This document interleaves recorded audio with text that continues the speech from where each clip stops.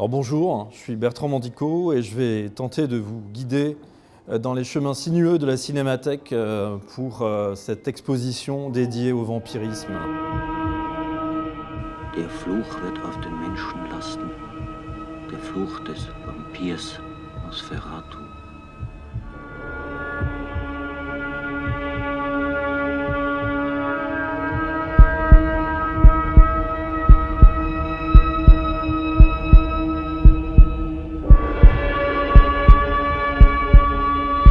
Alors c'est une exposition qui prend plusieurs chemins. Il y a un chemin qui est plus, dirais-je, lié à la culture populaire, un autre chemin plus littéral, plus gothique, et puis un troisième chemin dans les eaux ou dans les terres de l'art contemporain. Ben voilà, au commencement, c'est la Divine Comédie de Dante et les figures de succubes.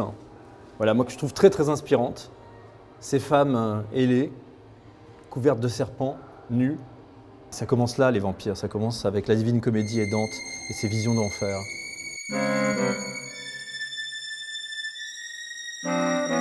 La figure des vampes, les vampes sont nées avec le cinéma, avec Theda Bara.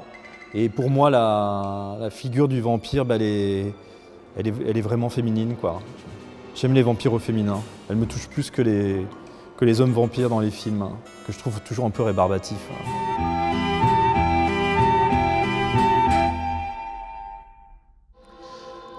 Alors là, nous sommes dans une pièce qui est dédiée à l'érotisme.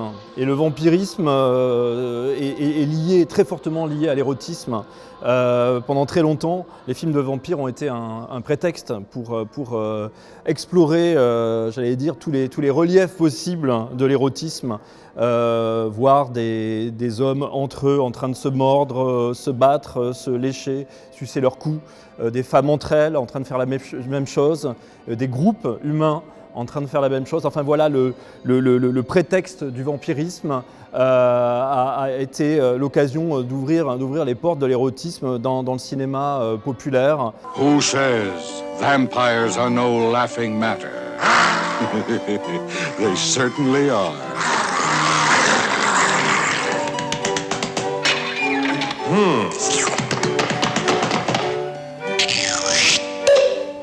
Là, c'est le vampire et la caricature, le vampire et le capitalisme, l'homme de pouvoir, montré avec ses grands crocs.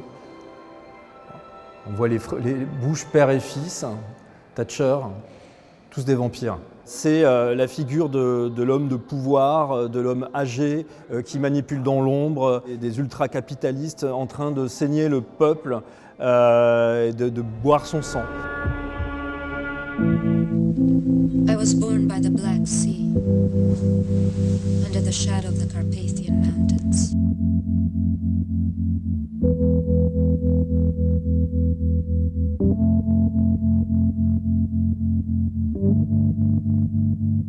Là, nous sommes face aux images de Nadja, de Michael Almereda, et on est en train de voir Elina Levenson qui marche dans les rues sur une musique de Portiched que j'adore.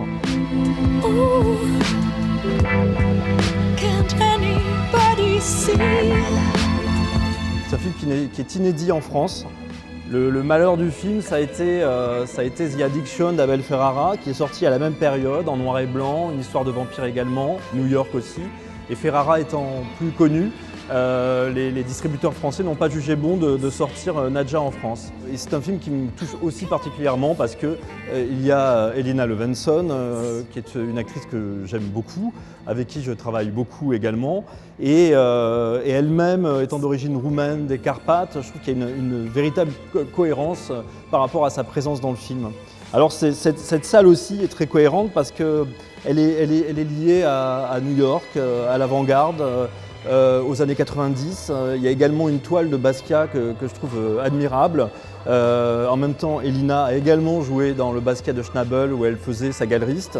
Alors de là à dire que les galeristes sont les vampires des artistes, il n'y a qu'un pas. On se croyait immortel.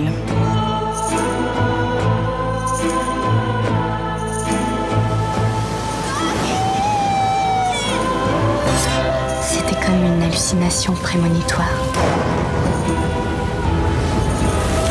Alors là, nous sommes dans la dernière salle, sur le dernier mur, et le dernier mur m'est dédié. Enfin voilà, ce sont des extraits de mes recherches, des extraits de mes films. Alors je suis pas mort, mais je suis quand même dans l'exposition. Le vampirisme, il y a deux façons de l'aborder, c'est de sauter à pieds joints dedans ou de tourner autour. Et moi, je préfère tourner autour. Je préfère flirter avec le vampirisme, embrasser le vampirisme plutôt que de le pénétrer frontalement. Donc là, il y a des extraits d'un vidéoclip que j'ai fait pour Compromat où je jouais avec l'idée de la succube. Ich bin ein Stein. Ich bin ein Stein unter einem Stein, unter einem Stein. Ich bewege mich so langsam. Il y a aussi un extrait des Garçons sauvages où je joue avec l'idée d'une figure un peu vampirique. Et puis il y a également des morceaux de carnet de recherche pour un hypothétique film de vampire que je prépare, qui est plutôt autour des figures des succubes.